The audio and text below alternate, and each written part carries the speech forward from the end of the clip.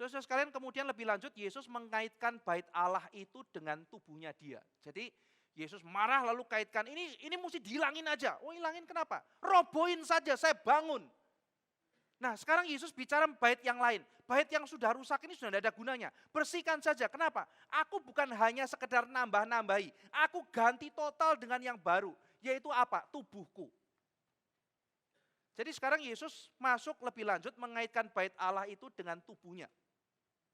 Sehingga di dalam Kristus tubuh kita itu menjadi bait Allah. Jadi kalau tubuh Yesus itu adalah bait Allah yang sejati, mati lalu kemudian dibangkitkan dan bait itu dipulihkan. Di dalam Kristus kita berjumpa dengan Allah. Maka kalau kita ada di dalam Kristus, kita kan masuk tubuh Kristus. Sekali lagi ya, tubuh Kristus itu bait Allah yang sejati. Lalu saya percaya pada Tuhan Yesus. Aku menjadi tubuh Kristus. Tubuh Kristus tadi apa saudara?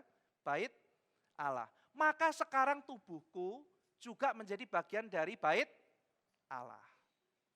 Nah, saudara bisa memahami ajaran Paulus. Tidak tahukah kamu bahwa tubuhmu itu adalah bait Roh Kudus. Jadi ajaran ini akhirnya kita melihat tempel itu sudah tidak perlu ada lagi semenjak Kristus turun dalam dunia. Bait yang sudah korup ini biarkan akan dihancurkan. Karena Kristus nanti akan membangun. Dan bait itu betul-betul hancur. Saudara. Sesuai dengan nubuatan Yesus. Tidak ada satu batu akan berdiri di atas satu batu. Dihancurkan betul-betul. Dan tidak perlu dibangun lagi. Tidak perlu.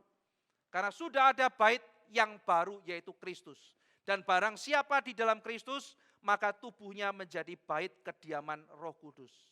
Itu sebabnya kita perlu hidup suci. Kenapa kita tidak boleh berzinah? Paulus mengatakan, masakan kamu membawa bait suci ke dalam perzinahan? Saudara mau berzinah di dalam rumah Tuhan? Saudara mau berzinah di depan mimbar?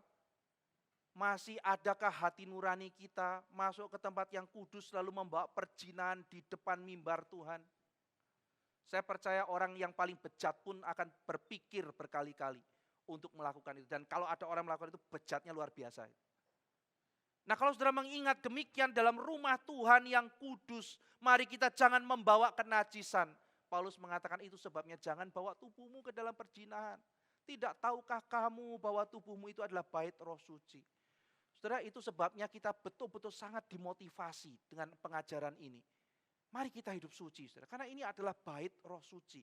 Mari kita isi, saudara, pikiran kita dengan segala yang bersih. Yang kotor kita keluarkan, tuh binatang-binatang, uang tidak benar semua, sapi, semua apa, kita keluarkan semuanya, saudara-saudara sekalian.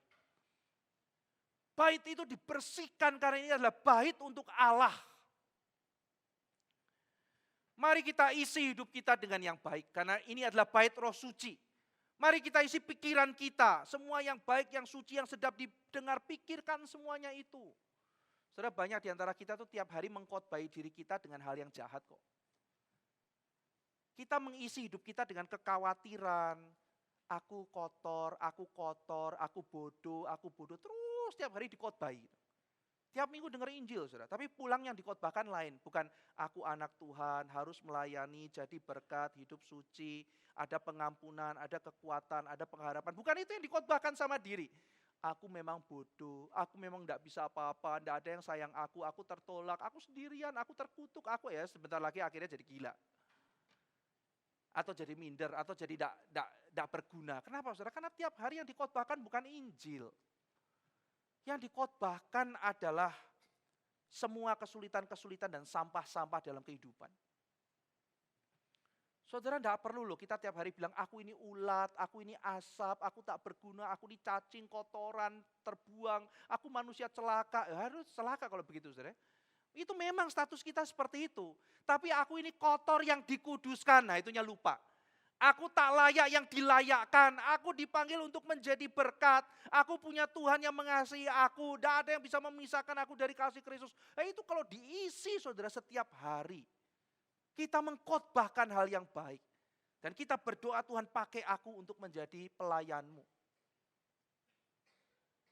Maka berapa banyak saudara udah kenal Tuhan, mindernya luar biasa. Gitu. Bukan rendah hati saudara, minder gitu. Kenapa? Karena bait Allah ini diisi dengan Pikiran-pikiran yang sebetulnya bukan dari Alkitab. Kelihatannya rendah hati, padahal palsu. Saudara, mari kita mengisi pikiran kita dengan firman. Mari kita mengisi hidup kita dengan kasih Tuhan, kesucian Tuhan. Mari kita kejar kekudusan, saudara. Mari kita kejar berkat Tuhan supaya kita boleh menjadi berkat. Karena ini adalah bait Roh Suci. Bait Roh Suci. Saudara sekalian, itu sebabnya kita juga perlu menjaga kesehatan, bukan? Karena ini bait Roh Kudus. Kita juga punya wewenang yang terbatas atas tubuh kita. Kita tidak berhak merusak tubuh kita. Ini kan punya aku, Pak. Aku rusak-rusak sendiri. Jangan, saudara. Ini bait Roh Suci, mari kita jaga kesehatan. Aku mau makan apa, yang penting saya punya duit. Aku mau seperti apa, yang penting aku mau. Saudara-saudara, mari kita mulai menjaga kesehatan kita juga. Sehingga saudara dan saya boleh sesehat mungkin, sebisa mungkin kita menjaganya untuk kita boleh persembahkan tubuh ini untuk melayani Tuhan di dalam kesehatan yang ada.